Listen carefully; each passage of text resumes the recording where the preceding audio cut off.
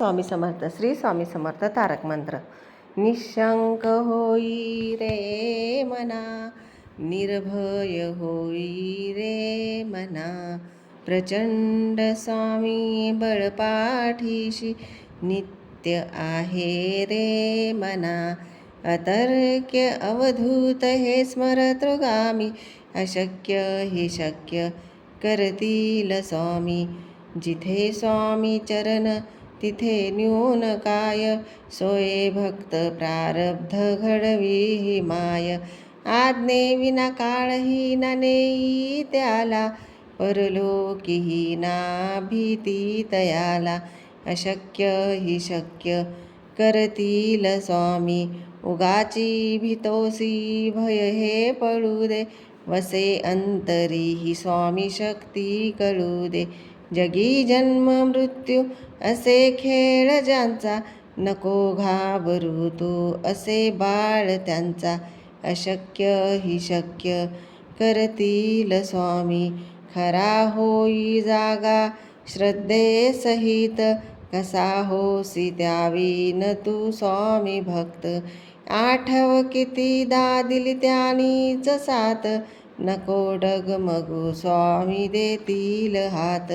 अशक्य ही शक्य करतील स्वामी.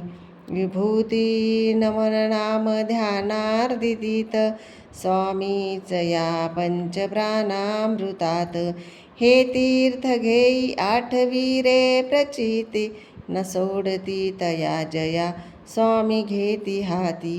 अशक्य ही शक्य करतील स्वामी. अशक्य ही शक्य करतील स्वामी. अशक्य ही शक्य करतील स्वामी. श्री स्वामी समर्थ महाराजांच्या चरणाला वंदन करून श्री स्वामी चरित्र सारामृत या ग्रंथाला सुरुवात करूया. अध्याय 10. श्री गणेशाय नमः. गाठी होते पूर्वपुण्य म्हणून पावलो नरजन्म, याचे सार्थक उत्तम करणे उचित आपणा. ऐसा मनी करून विचार आरंभले स्वामी चरित्र, ते शेवटासी नेणार स्वामी समर्थ असती पै. हावेरी नामक ग्रामी यजुर्वेदी गृहस्थाश्रमी बाळाप्पै नामे द्विज कोणी राहत होते आनंदे.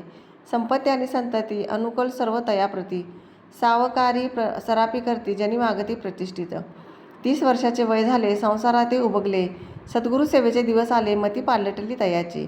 जरी संसारी वर्तती तरी मनी नाही शांती, योग्य सद्गुरु आपणाप्रती कोठे आता भेटेल. पंचपक्वानी सुवर्ण ताटी भरोनी आपणापुढे येती, पाहुनिय स्वप्नी अशा गोष्टी उल्हासले मानस. तत्काळ केला निर्धार, सोडावे सर्व घरदार. मायापाश दृढोत्तर वेक्यशास्त्रे तोडावा. सोलापुरी कामामासी ऐसे सांगुनी सर्व त्रासी, निघाले सद्गुरु शोधाशी घरदार सोडिले. मुरगोड ग्राम प्रख्यात तेथे आले फिरत फिरत, जेथे चिदंबर दीक्षित महापुरुष जन्मले. मुरगोडी मल्हार दीक्षित वेदशास्त्री पारंगत, धर्मकर्मी सदारत ईश्वर भक्त तैसाची. परी तया नाही संतती म्हणून या उद्विग्न चित्ती, मग शिवाराधना करती कामना चित्ती धरवणीया. 12 वर्षे अनुष्ठान केले शंकराचे पूजन, सदाशिव प्रसन्न होऊन वर देती तयासी. तुझी भक्ती पाहून संतुष्ट झाले माझे मन, मीच तुझा पुत्र होईन भरवसा पूर्ण असावा. ऐकोनी या वरासी आनंदले मानसे, वार्ता सांगता कांतेसी तेही चित्ती तोषली. 9 भरता पूर्ण कांता प्रसवली पुत्ररत्न, मल्हारे दीक्षिते केले आनंदन संस्कार केले यथाविधी. चिदंबर नामाभिधान ठेविले तया लागून, शुक्ल पक्षी शशी समान बाळ वाढू लागले. पुढे केले मौजी बंधन, वेदशास्त्री झाले निपुण. निघंटू शिक्षा व्याकरण काव्यग्रंथ पळविले. एकदा यजमानाच्या घरी व्रत होते गजगौरी, चिदंबर दया अवसरी पूजे लागी आणले. प्राणप्रतिष्ठा मंत्र म्हणता, गजाशी प्राण येऊनी तत्वता. चालू लागला हे पाहता विस्मित झाले यजमान. ऐशा लीला अपार दाखविती चिदंबर, प्रत्यक्ष जे का शंकर जगदुद्धारार्थ अवतरले. असो पुढे प्रौढपणी यज्ञ केला दीक्षितांनी, सर्व सामग्री मिळवणे द्रव्य बहुत खर्चले. तया समयी एके दिनी ब्राह्मण बैसले भोजनी, तूप गेले सरोनी दीक्षिता ते समजले. जले भरले होते गट, तयासी लाविता अमृत हस्त, ते घृत झालं समस्त आश्चर्य करती सर्वजन. तेव्हा पुणे शहरामाजी पेशवे होते रावबाजी, एके समयी ते सहजी दर्शनाते पातले. अन्यायाने राज्य करीत दुसऱ्याचे द्रव्य हरित, यामुळे जन झाले त्रस्त, द्याद आपुली लावावे. रावबाजीचं वृत्तांत कर्णोपकर्णी झाला श्रुत, म्हणती जे सांगतील दीक्षित ते अमान्य करवेना. मग दीक्षितांशी पाठविला निरोप, आम्ही येतो दर्शनाला, परी आपण आम्हाला त्वरित निरोप देईजे. ऐसे सांगता दीक्षितांप्रती तयावेळी काय बोलती, आता पालटली तुझी मती, त्वरित मागसी निरोप. कोपला तुझवरी ईश्वर, जाईल राजलक्ष्मी सर्व, वचनी ठेवी निर्धार, निरोप तुझला दिला असे. सिद्ध वाक्य सत्य झाले, रावबाजीचे राज्य गेले, ब्रह्मावरती राहिले परतंत्र जन्मवरी. एक्के समयी अक्कलकोटी, दीक्षितांच्या निघाल्या गोष्टी, तेव्हा बोलले स्वामी येती, आम्ही त्याते जाणतो. यज्ञ समारंभाचे अवसरी, आम्ही होतो त्यांचे घरी, तूप वाढण्याची कामगिरी आम्हाकडे ते होती. महासिद्ध दीक्षित त्यांचे वर्णिले अल्पवृत्त, मुरगोडी बाळाप्पा येत पुण्यस्थान जाणुनी. तेथे ऐकला वृत्तांत, अक्कलकोटी श्री स्वामी समर्थ, भक्तजन तारणात यतिरूपे प्रकटले. इति श्री स्वामीचरित्र सारामृत, नाना प्राकृत कथा संमत, सदा परिसत प्रेमळ भक्त, दशमो अध्याय गोढा. श्री स्वामी राजार्पणस्तु, शुभभूतु, श्रीरस्तु. श्री स्वामीचरित्र सारामृत, अध्याय 10, पूर्ण मराठी. श्री गणेशाला वंदन करून या ग्रंथाला सुरुवात करूया. आपल्या पदरी पूर्वजन्माची मोठी पुण्याई होती, म्हणूनच आपल्याला हा मानवी जन्म मिळाला आहे. आता या जन्माचे काहीतरी चांगले सार्थक करणे हेच आपले कर्तव्य खरे, असा मनात विचार करून पक्का हे स्वामींचे चरित्र लिहायला सुरुवात केली. हे कार्य पूर्ण करण्याची सर्व जबाबदारी स्वतः स्वामी समर्थांचीच आहे. हावेरी नामक गावात यजुर्वेदी ब्राह्मण बाळाप्पा नावाचे एक गृहस्थ आपल्या कुटुंबासह अत्यंत आनंदाने राहत होते. त्यांच्याकडे धनदौलत आणि मुलेबाळे सर्व काही सुखात होते. ते सावकारी आणि सराफीचा व्यवसाय करत असून समाजात त्यांना मोठा मान सन्मान होता. वयाची 30 वर्षे पूर्ण झाल्यावर त्यांना संसाराचा वीट आला. त्यांच्या आयुष्यात गुरुसेवेचे योग असल्यामुळे त्यांची बुद्धी विरक्तीकडे वळली.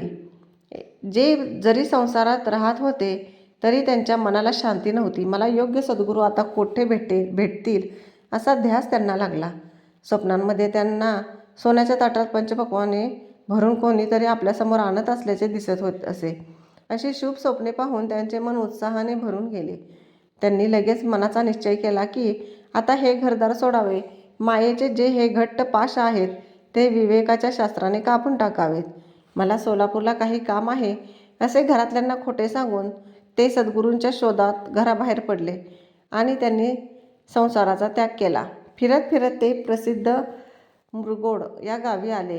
हे गाव चिदंबर दीक्षित नावाच्या महान पुरुषाचे जन्मस्थान म्हणून प्रसिद्ध आहे. मुरगोडमध्ये मल्हार दीक्षित नावाचे गृहस्थ राहत होते. ते वेदशास्त्रात निपुण आणि धार्मिक कार्यात मग्न आणि मोठे ईश्वरभक्त होते. पण त्यांना अपत्य नव्हते, ज्यामुळे ते मनातून दुःखी होते. पोटी संतान व्हावे या इच्छेने त्यांनी भगवान विष्णूंची, भगवान शिवांची आराधना सुरू केली.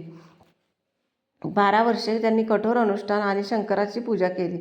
अखेर भगवान शंकर त्यांच्यावर प्रसन्न झाले आणि त्यांना वर दिला. तुझी भक्ती पाहून मी संतुष्ट झाले आहे. मी स्वतः तुझा मुलगा म्हणून जन्माला येईन याची तू खात्री बाळग. शंकराचा हा वर ऐकून त्यांना खूप मोठा आनंद झाला. त्यांनी ही बातमी आपल्या पत्नीला सांगितली तेव्हा तिलाही खूप मोठा संतोष झाला. 9 महिने पूर्ण झाल्यावर त्याच्या पत्नीने पुत्राला जन्म दिला. मल्हार दीक्षितांनी आनंदाने सर्व शास्त्रोक्त संस्कार केले. मुलाचे नाव चिदंबर असे ठेवले गेले. शुक्ल पक्षातील चंद्राप्रमाणे ते बालक दिवसागणिक वाढू लागले. पुढे त्याची मुंज झाली. ते वेदशास्त्रात निपुण झाले. व्याकरण, काव्य आणि सर्व कठीण ग्रंथांचे त्यांनी सखोल शिक्षण घेतले. एकदा एका यजमानाकडे गजगौरीची पूजा होती. त्यावेळी पूजेसाठी बालक चिदंबर यांना बोलवण्यात आले. जेव्हा चिदंबर यांनी प्राणप्रतिष्ठेचा मंत्र म्हटला तेव्हा मातीच्या हत्तीमध्ये खरोखर प्राण आले आणि तो चालू लागला. हे पाहून यजमान थक्क झाले. अशा अफाट लीला चिदंबर दीक्षितांनी दाखवल्या. ते स्वतः भगवान शंकराचा अवतार होते आणि जगाच्या उद्धारासाठी आले होते. पुढे मोठे झाल्यावर दीक्षितांनी एक मोठा यज्ञ केला. त्यासाठी त्यांनी सर्व सामग्री जमवली आणि खूप पैसा खर्च केला. यज्ञाच्या वेळी एकदा ब्राह्मण भोजनाला बसले असताना तूप संपले ही बातमी दीक्षितांना कळाली. पाण्याने जे भरलेले घागरी घडे होते त्यांनी त्यांना दीक्षिताने आपला हात लावला. स्पर्शाने सर्व पाण्याचे तूप झाले. हे पाहून लोक चकित झाले. त्याच काळात पुण्यामध्ये दुसऱ्या बाजीराव पेशव्यांचे राज्य होते. एकदा ते दर्शनासाठी मुरगुडला आले. बाजीराव अन्यायाने राज्य करत होते आणि प्रजेचे धन हिरावून घेत होते. लोक त्यांच्या त्रासाने कंटाळले होते, पण त्यांना न्याय मिळत नव्हता. जेव्हा लोकांना कळले की बाजीराव मुरगुडला आले आहेत, तेव्हा लोकांनी दीक्षितांकडे धाव घेतली, जेणेकरून दीक्षित त्यांना न्याय मिळवून देतील. बाजीरावांना लोकांच्या भावना समजल्या. त्यांना माहीत होते की दीक्षित जे सांगतील ते आपल्याला मान्य करावेच लागेल. बाजीरावांनी दीक्षितांना निरोप धाडला की आम्ही दर्शनाला येतोय, पण दर्शन झाल्यावर आम्हाला लगेच परत जाण्याची परवानगी द्यावी. तेव्हा चिदंबर दीक्षित म्हणाले, आता तुझी बुद्धी फिरली आहे. तुझा नाश जवळ आला आहे. तू तातडीने मागे फिर. तुझ्यावर ईश्वर कोपला आहे. तुझे सर्व राज्य नष्ट होईल हे शब्द ध्यानात ठेव. तुला हाच निरोप आहे. दीक्षितांचे हे शब्द खरे ठरले. बाजीरावांचे राज्य गेले आणि त्यांना उर्वरित आयुष्य ब्रह्मावर्त येथे ब्रिटिशांच्या बंधनात काढावे लागले. पुढे एके दिवशी अक्कलकोटमध्ये दीक्षितांची चर्चा निघाली. तेव्हा स्वामी समर्थ म्हणाले, आम्ही त्यांना चांगले ओळखतो. जेव्हा दीक्षितांनी यज्ञ केला होता तेव्हा आम्ही त्यांच्या घरी होतो आणि तूप ओढण्याची सेवा आम्हीच करत होतो. अशा महान सिद्ध दीक्षितांचे ते थोडेसे वर्णन. असे जाणून बाळाप्पा मुरगुडला आले. मुरगुडमध्ये त्यांना समजले की भक्तांच्या कल्याणासाठी साक्षात स्वामी समर्थ अक्कलकोटमध्ये अवतरले आहेत. अशा प्रकारे विष्णू बळवंत थोरात लिहिलेला हा स्वामीचरित्र सारामृतचा गोड 10वा अध्याय पूर्ण. श्री स्वामी समर्थ.